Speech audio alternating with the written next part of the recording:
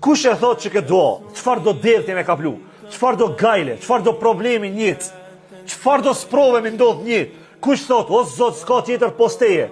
I patmeta jo Zot. Unë i kam bo pa drejtësi vetës, thojnë djetarët, vallahi Allah azza wa jall, çfarë do sprove me pas ka plu, Allah azza wa jall kam i bo dalje. Çfarë dalje, ne nuk e dina, Allah azza wa jall ban dalje. A ki probleme? A kina probleme? Çdo njëri ka probleme, çdo njëri ka sfida.